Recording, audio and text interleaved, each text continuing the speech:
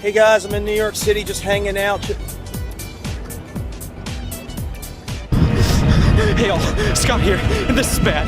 Real bad. Total War Warhammer 3, or Total Warhammer 3, is the third installment in Creative Assembly's trilogy of Warhammer strategy games, taking the best parts of both franchises to create one of the best Total War games to date. The game is turn-based empire management with real-time massive battles mixed with Warhammer's immense variety.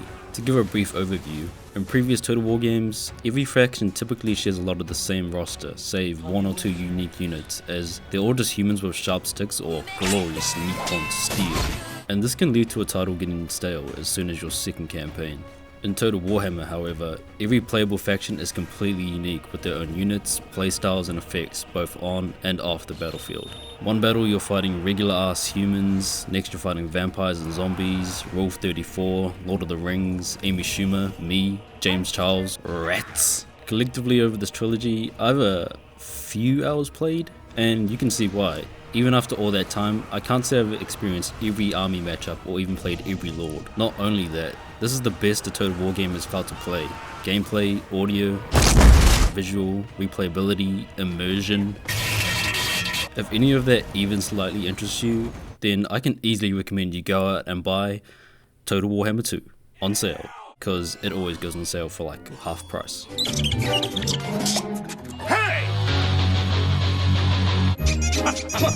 These games being a trilogy is kind of a lie. See, it's better to think of these sequels as massive expansions to the first, as they bring new factions to play, general improvements, a new campaign, and additions to the world map. If you have the second game installed and you own the first game, however, you can play a campaign that combines both the game's maps and factions into one big romp called Mortal Empires. Heading out! The end goal with the third game being to have the entire Warhammer map and all its factions in one campaign. Saying that, Total Warhammer 3 doesn't have this yet, likely due to a rocky launch and all the fixing that needs to be done. However, Warhammer 2 is a great game with an endless amount of replayability, so give it a shot, and if you like it, buy the first game to play Mortal Empires. Let's start with the campaign. In Warhammer 1, the campaign is free form. Fight, capture, and do whatever you want. Chaos shows up after turn 100 to eat your ass. You lose when your faction is destroyed.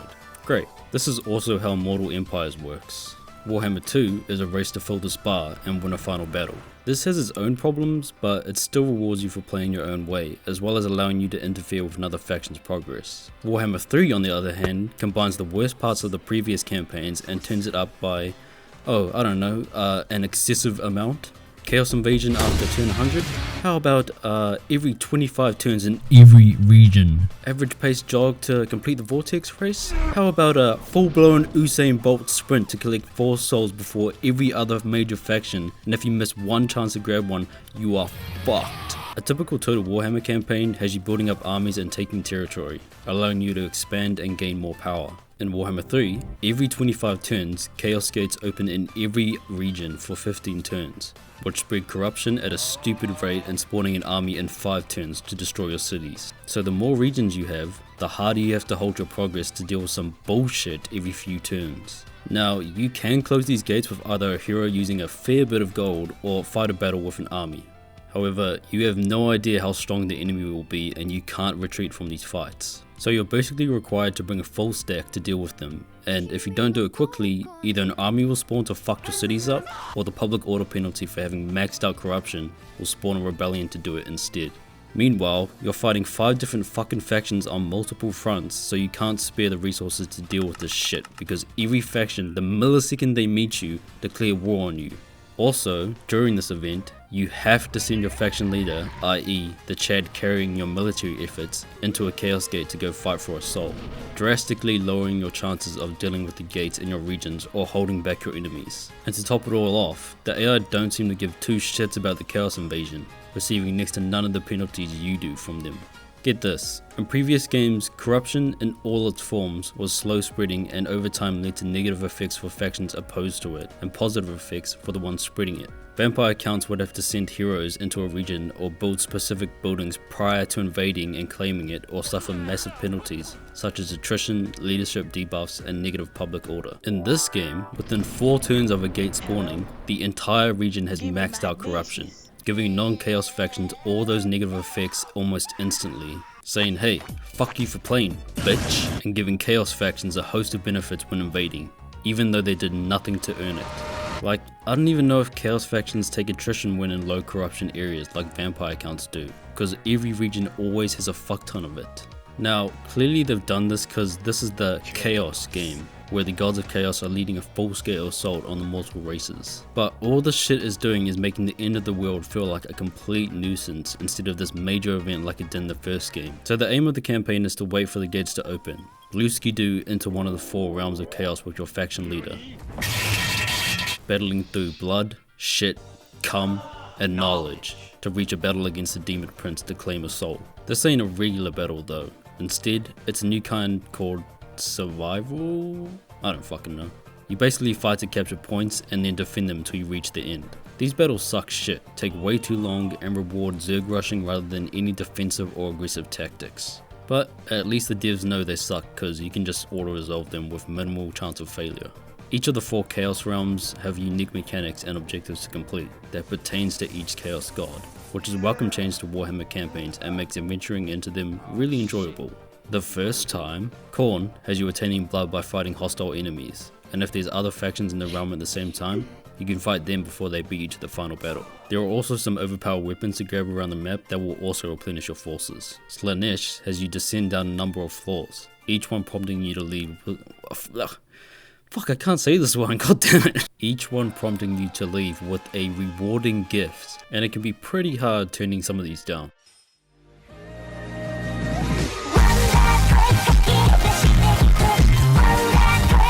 Tzeentch has you navigating a maze by teleporting you around till you reach the end. Battling the armies here can reveal each node's sigil so you know where each leads to. Nurgle though is a shit-filled dump of excrement. Anywhere you walk, you take attrition, and the objective of this realm is to fucking walk. There are also full stack armies blocking your only route to the end that respawn in like 2 turns. This place sucks. Did I mention that your lord gets negative traits for spending too long in a realm? And the only way to get rid of it is to sit in a settlement till it's gone? Yeah, so some of those Chaos realms are pretty cool, but this shit gets old fast, and they become no more than chores on future campaigns. After getting all 4 souls, you get a final battle against another demon prince, and it's a survival battle. You're gotta be fucking kidding me. Dear CA, please let me auto-resolve the final battle, and please remove Chaos Gates and survival battles in Immortal Empires. Yours truly, Sun Tzu. Each faction plays differently, featuring unique units, mechanics, and objectives. Warhammer 3 introduces 8 new factions to play, double what Warhammer 1 and 2 had at launch. Awesome, right? Not really. Cathay are a bread and butter faction. Their whole gimmick, both in battle and off, is yin and yang harmony. Put a melee unit close to a ranged unit and they gain a buff that makes them much sturdier and harder to break. I call them a bread and butter faction as this is how you typically play most other melee/range centric factions like Empire and High Elves. However, because of this mechanic, every one of your armies will look nearly identical. Melee to hold the line, range behind to shoot. And they kinda need to follow this strategy as they bought half their roster on bargain bin sale from other factions. They're a good faction to learn the battles with as their strategy is simple and repetitive and don't allow for much experimenting. On the campaign map, they continue the harmony bullshit where lords, heroes and some buildings are yin or yang. If you're in harmony, good citizen. If you're not, social credit deducted. The benefits of being in harmony are major, even allowing you to summon a powerful unit in battle. But good lord, the end of every turn is just pulling out the fucking abacus and micromanaging your whole economy to make sure you stay in harmony the next turn. Cathay are also tasked with defending the Great Wall of China from Chaos invaders, which is cool on paper until you realize they never stop spawning even if you conquer their lands. And also, Chaos have already teleported into my lands, so I'm basically being fucked on both sides. Plus, the voice lines are just way too good. Iron hail the goddess! Cross a bowling! 雪花飘飘. Also, shout out to the absolute worst generic lord in the series, like my god does this guy suck shit. 假帅还要争夺，现在我有冰淇淋，我很喜欢冰淇淋，但是速度与激情就比冰淇淋，速度与激情就我最喜欢，所以现在是音乐时间，速度与激情就因为非常好电影动作非常好，差不多一样，冰淇淋再见。我做很多采访，很多，所以在一个采访，我有一个错误，所有人问我如果我可以用中文，速度与激情就人给我，所以很多采访，很多我有一个错误，我必须说现在就是很重要。我爱更尊重中国，更中国人。同志们好，约翰希纳一定于明天中午12:01公开处决。Dwayne The Rock Johnson 将结束这个关于中国前所未有的力量的片段。久负盛名的中国带来了2种新的魔法知识，一种是这样的咒语，可以将导弹反射回攻击者身上。的确。现在我们可以用第2次世界大战的武器来对付该死的老鼠了。除了我们令人印象深刻的魔法，我们的任何施法者或这辆随机的驴车都拥有这种能力，增加了法术的力量。虽然我不知道为什么只有我们拥有它，而不是完全以魔法为中心的派。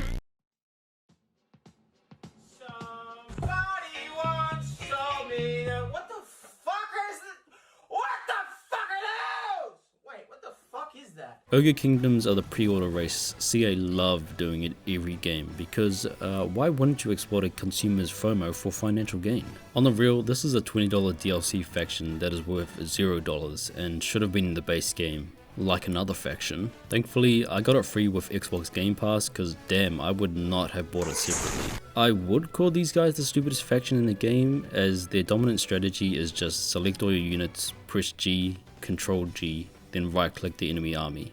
However, there are stupider.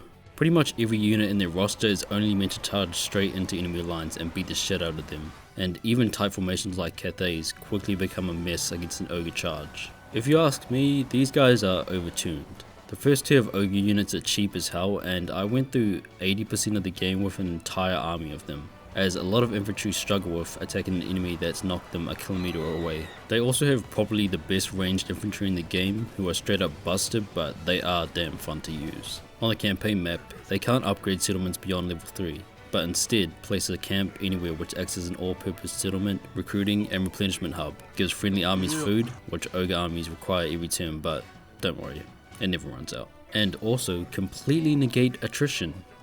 Yeah, sounds fair. Lords and heroes can fulfill certain conditions to earn big names, which give them a buff. Bargain Bryn bought from Bretonia and don't give generic lords any substantial individuality.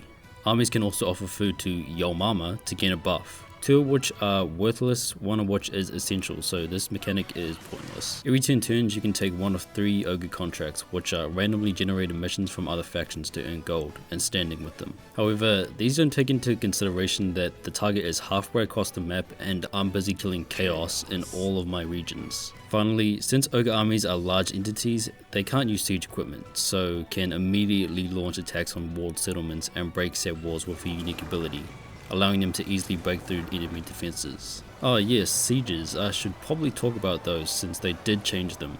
Warhammer 1 and 2 had single walled sieges when attacking walled settlements. You could only attack and defend from one direction because, I don't know, the AI was too stupid to handle anything more complex. Every siege was practically the same and there was little strategy in taking them down.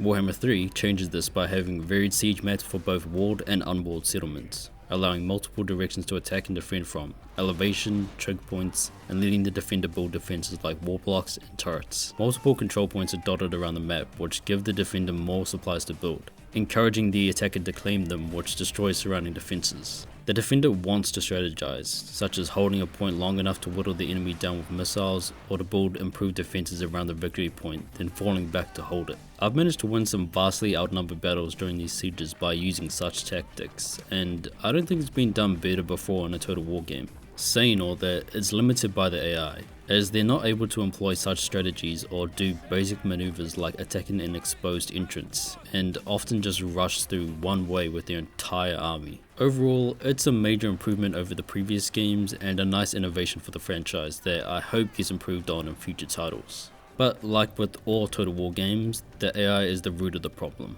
Kislev are the best new faction the game brings. Their units, mechanics, and playstyle make them stand out from the others, and are up there with some of my favourite Warhammer factions to play. Most of their infantry act as hybrid units, so your heavily armoured frontline can fire a pistol before going into melee, or ranged gunners can turn their rifle around and use it as an axe. This alone makes Kislev quite versatile, but still simple to learn and play. On the campaign map, you've got a mini race between the two main Kislev factions, earning points by invoking one of 4 gods and performing their required actions like winning a battle or constructing buildings.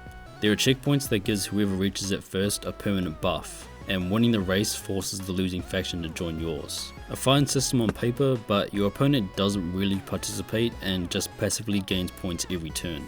On the good side though, Kislev can appoint an Adamant for every 2 regions you own, acting as a governor and providing buffs to public order and income. On top of this, every few turns you can choose between 2 traits to give them, so you can slowly build these governors up to be focused on economy, military, or just be a better fighter. Kislev also train their heroes and wizard lords before recruiting them, which takes longer but lets you choose 3 powerful traits to give them. These 2 systems paired with their versatile armies and playstyle alone make Kislev a standout faction and a great addition to the series. But to top it off, they add 2 new laws of magic and they have bear cavalry. Now that's 3 of the 8 factions done. The remaining 5 are all chaos factions, and all of them are pretty shit in my opinion. The 4 main chaos factions each fall under one mind-numbing playstyle, which makes every one of your armies feel the exact same to play. Tzeentch is the most unique out of the 4, lacking strong infantry but making up for it in strong use of magic and a lot of fire. But this lack of a frontline means every one of your armies looks like this. Khorne, Nurgle and Slaanesh are all melee dominated factions that lack the range power to engage their enemy in anything but a full frontal assault.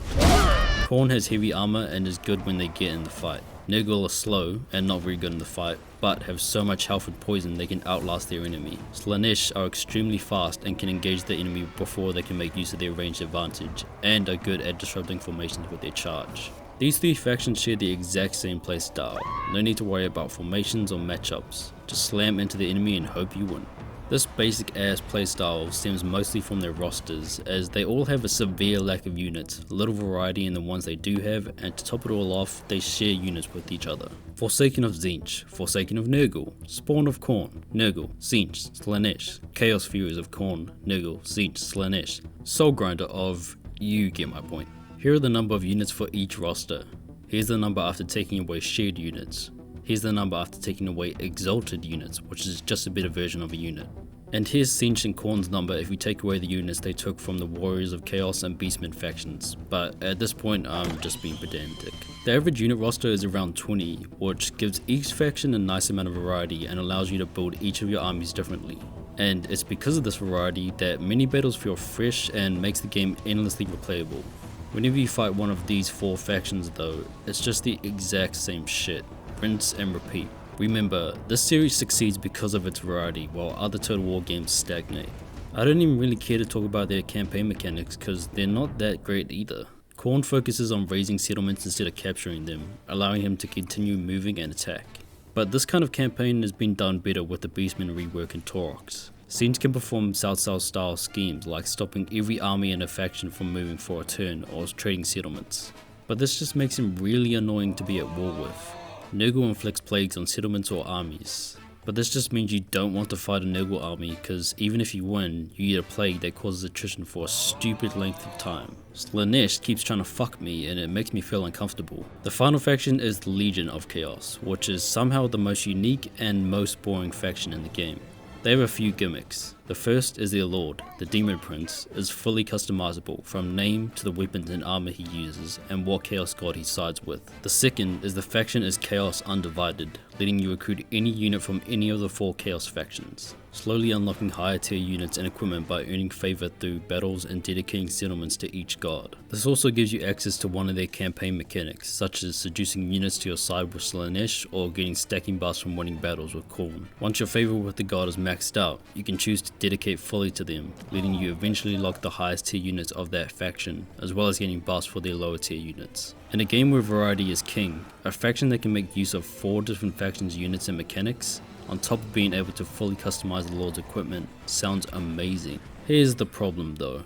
3 of those 4 factions play almost identically, and their rosters aren't that varied. You still attack full rush, except now you have some range units. Even with all the units combined, it barely feels like a full roster. Gathering favor is boring, and you can max out every one of them by about the halfway point of a campaign. And once you have maxed them all out, you still have the post-battle options to increase favor, even though it's pointless. So you go the second half of a campaign missing an integral feature every other faction has. You only get one mechanic from each faction. Even if you dedicate to one god, you still don't get their other mechanics, meaning you'd just be playing a shitter version of that faction. Saying that, there's no reason not to go fully undivided, as this gives you access to every unit.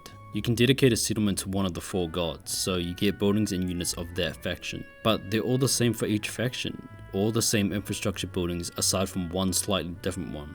You can have quote unquote varied armies, but your generic lords are all faction based, meaning a Khorne lord can only buff Khorne units, meaning there's not much point having other faction units in his army. So only your faction leader can support a varied army, saying that all his skills are for buffing units or shitty increases to favor gain. None of them buff him like every other lord. So he only gets stronger by equipping the boons he gets from gaining favor. He may be fully customizable, being able to be an anti-infantry machine one battle and a flying caster the next. But he's limited by his gear, while every other lord can equip powerful gear and put level up points into buffing themselves. So he will never become as strong as every other faction leader, even though being overpowered is the point of a faction leader. The 4 main chaos races all have lackluster rosters, focusing on a single mind-numbing playstyle where every army feels the same to play. In the previous games, every faction has gotten more units through DLC post-launch, and there is an argument to be made as to whether or not you need them for some factions to feel complete. If I ever make an Immortal Empires video going over every faction, I'll definitely dig into that. However, here, good fucking god do these guys need it. Although, I doubt I'll buy it, right along with the $5 DLC that adds blood to the game. Yeah, the game with the god of blood and skulls doesn't have any blood coming out of people, but there is blood in the fountains. Total Warhammer 3 gets a buy Total Warhammer 1 and 2 on sale, fuck CA shit ass company out of 5. And to anyone still playing this game when Total Warhammer 2 exists, get off that game and do some homework.